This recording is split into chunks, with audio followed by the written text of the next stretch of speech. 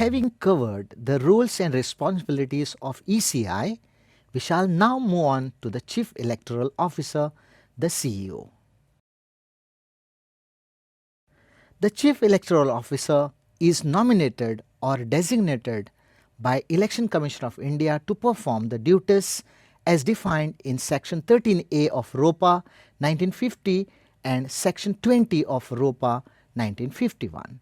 The CEO works under the superintendence, direction and control of the ECI and is responsible for supervising the preparation, revision and correction of all electoral rolls. Apart from this, CEO is also responsible for supervising the conduct of all the elections to Lok Sabha, Vidhan Sabha and Legislative Council.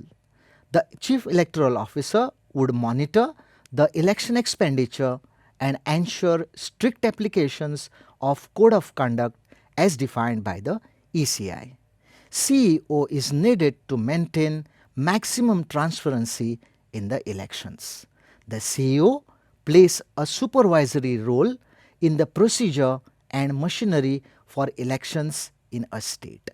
CEO shall ensure that people are provided with better facilities while preparing the electoral rolls, issuing valid epics, verifying, scrutinizing and correcting the epic cards, digitizing polling station areas and their distances, providing sufficient manpower and material resources for the elections, enforce a model code of conduct to be followed by all the voters, managing finance during the elections, superintend district electoral officers, create maximum awareness of the rights and duties of the voters in the respective state by building maximum outreach capacity to the voters. To be a CEO, he must be an IAS officer who does not hold any office of profit. He should not be a member or hold any affiliation to any political party for the duration of his tenure as CEO and should not be an employee of any financial institution, banking institutions or court of law. The pre-election responsibilities of CEO start from the time when the dates of elections are announced. The CEO has to ensure compliances of some vital activities such as press release on election program and notifying election in State Gazette, meeting political parties and addressing their concern on revision of rolls, briefing the media to ensure awareness among the people, ensuring availability of necessary material for election including EVMs, informing ECI by sending daily reports on observance of MCC, printing ballot papers, implement complete monitoring system and ensure adequate availability of poll observers in the state. On the law and order front,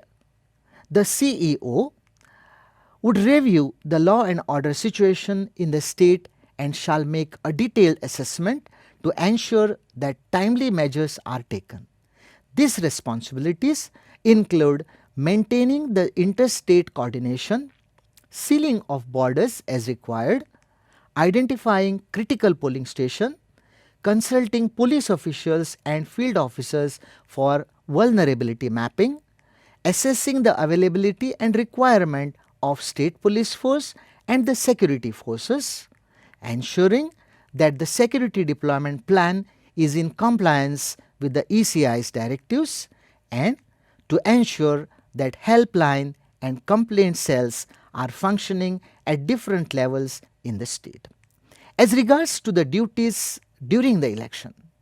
the primary responsibility of CEO is to inform ECI about the commencement of poll at scheduled time, send statutory reports in prescribed formats to ECI at 1 p.m. and 7 p.m. on the polling day and at 7 a.m. on the next day, ensure that adequate arrangements are done at the election booths, ensure that demonstration of EVMs in every district is carried out,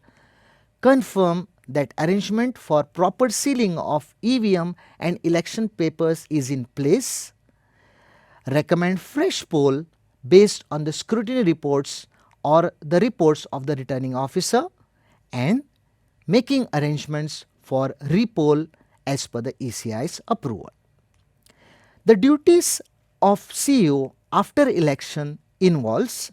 informing the district authorities about the date and time and the place of counting, and also ensure that candidates and their polling agents are informed about this. He has to also ensure that the training of counting personnel is done, make sure that adequate availability of counting staff and additional staff is also present, arrange for unhindered flow of information about round-wise results, keeping a tab on the election expenses by candidates, and maintenance of day-to-day details of expenditure incurred from the date of nomination till the announcement of the results.